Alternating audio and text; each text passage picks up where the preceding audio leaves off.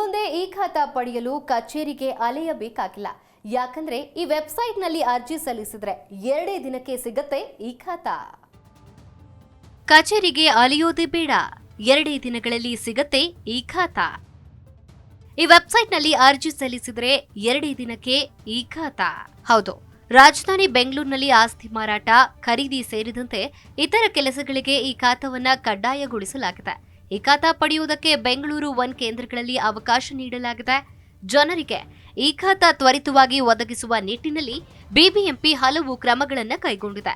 ಆದರೂ ಕೂಡ ಕೆಲ ಸಮಸ್ಯೆಗಳಿಂದ ಈ ಖಾತಾ ಪಡೆಯುವುದಕ್ಕೆ ಸಾಧ್ಯವಾಗ್ತಾ ಇರಲಿಲ್ಲ. ಹೀಗಿರುವಾಗಲೇ ಬಿಬಿಎಂಪಿ ಜನರಿಗೆ ಗುಡ್ ನ್ಯೂಸ್ ನೀಡಿತು. ಅರ್ಜಿ ಸಲ್ಲಿಸಿದ 2 ದಿನಗಳಲ್ಲಿ ಈ ಖಾತಾವನ್ನ ಪಡೆಯಬಹುದು ಅಂತ ಬಿಬಿಎಂಪಿ ವಿಶೇಷ ಆಯುಕ್ತ ಮುನೀಶ್ ಮೌದ್ಗಿಲ್ ತಿಳಿಸಿದ್ದಾರೆ.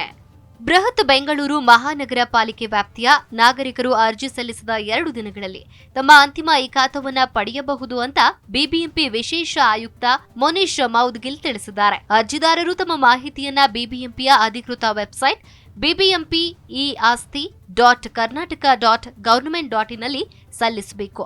ಆ ಮೂಲಕ ಬಿಬಿಎಂಪಿ ಕಚೇರಿಗಳಿಗೆ ಭೇಟಿ ನೀಡುವ ಅಗತ್ಯವಿಲ್ಲ. ಸಹಾಯಕ ಕಂದಾಯ ಅಧಿಕಾರಿಗಳು ಮತ್ತು ಕೇಸ್ ವರ್ಕರ್ಗಳು ನಿಗದಿತ ಸಮಯದೊಳಗೆ ಅರ್ಜಿಗಳನ್ನು ಪರಿಶೀಲಿಸಿ ಸೂಕ್ತ ಕ್ರಮವನ್ನು ಕೈಗೊಳ್ಳುತ್ತಾರೆ. ಸದ್ಯ ಇದುವರೆಗೆ ಸ್ವೀಕರಿಸಲಾದಂತಹ ಸುಮಾರು 2.9 ಲಕ್ಷ ಅರ್ಜಿಗಳಲ್ಲಿ ಈಗಾಗಲೇ 2.7 ಲಕ್ಷ ಈ ಖಾತಾಗಳನ್ನು ನೀಡಲಾಗಿದೆ. ಎಲ್ಲ ಸಹಾಯಕ ಕಂದಾಯ ಅಧಿಕಾರಿ ಕಚೇರಿಗಳು ಅರ್ಜಿಗಳನ್ನು ಪರಿಶೀಲಿಸಿ ಕ್ರಮ ಕೈಗೊಳ್ಳುವುದಕ್ಕೆ ಸಜ್ಜಾಗಿವೆ. ಬಾಕಿ ಇರುವ ಅರ್ಜಿಗಳನ್ನು ದಿನದೊಳಗೆ ಪರಿಹರಿಸಲಾಗ್ತಾ ಇದೆ.